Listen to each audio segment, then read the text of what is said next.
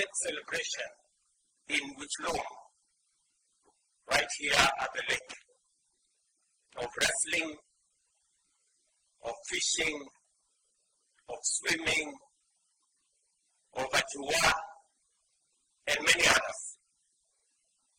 And just to remind you that as part of carrying this culture to the next level, right there in Wichlow, we will be building a fish landing site at a cost of 100 million shillings to support the fishing community as part of taking this tradition and culture of fishing to the next level. And also, as we celebrate this culture, we know that, as Right Honorable Raila has said, that culture is evolving. And that evolution comes with education, comes with the build-up of knowledge and greater understanding and accumulation of scientific and other research knowledge, and the need to expand opportunities, institutions that will support the development of culture, the accumulation of knowledge, the use of research. And I was scheduled to come and open this great facility that is here behind us, the Ramogi campus of Nyang'oma Technical Training College. In honor of this event, and in the presence of our friend President Museveni, we will then announce that this Ramogi campus is officially opened today, and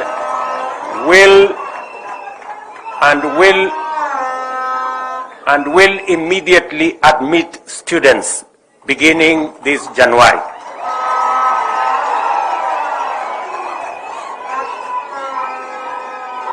And we have built that institution at almost a cost of 400 million. And my instructions are that a plaque be put there to show that this institution was opened in the presence of Mzee Yoweri Kaguta Museveni, so that we also use it as a landmark of the celebration of this coming together of East Africans. Secondly, as we celebrate this culture, it builds our bonds of friendship and unity as East Africans. As we are today, and as the governor of Saya said, we must use the artificial boundaries that exist not as roadblocks, but as stepping stones, not as hurdles, but as bridges for our people, their goods, services, to cross borders between our countries, because there cannot be a successful Kenya without a thriving East Africa. There cannot be a thriving Uganda without a successful East Africa. And that is why it is important for us to build on the successes that we have achieved in putting together the building blocks for trade, investment, business between the countries of East Africa. Finally, this celebration also confirms to us that our quest as a region, as East Africa, to put forward the candidature of Right Honorable Raila Amolo Odinga is the correct thing to do, because the Right Honorable Raila Odinga is not a candidate for Kenya. He is a candidate for East Africa.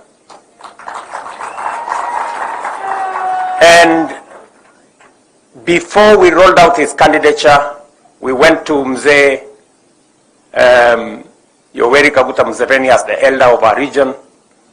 We spoke to all the East African heads of state, and we confirmed that we had the right candidate with the right credentials to be able to champion the unity, the progress, and the success of Africa as a continent. And so far, we have seen tremendous progress and enormous support for the candidature of Raila Odinga for the Africa Union Commission chair. We are confident that his credentials that traverse many areas, his proven track record as a Pan-African, as a foresighted uniting factor, is going to be of immense value to our region in matters of ensuring that our region is peaceful, managing the different conflicts in our continent, building on the success of East Africa to build trade, investment, business into the market of 1.4 billion people under the Africa Continental Free Trade Area. We are very confident that a successful bid of the Honorable Raila Odinga is going to see the fortunes of our continent change for the better going into the future. Ladies and gentlemen, as has been said, we have not come here to discuss matters different from culture, from tradition, and what brings us together as the people of this region. But allow me to say that as we build on culture, as we build on our roots, and as we make sure that we have a successful nation begins with a successful family, successful communities, successful nations, and a progressive region. We have gazetted 2 cultural heritage sites here in Siaya. Where we've come from this morning, Gotramogi Forest, right here now, is a national certified cultural heritage. We have Jaramogi Oginga Odinga Mausoleum, which was gazetted earlier.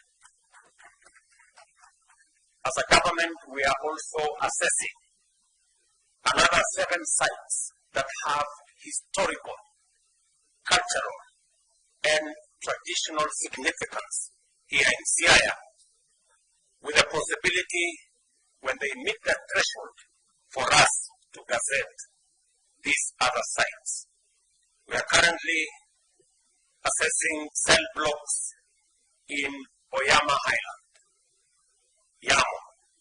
Oyamo Highland, for purposes of gazettement.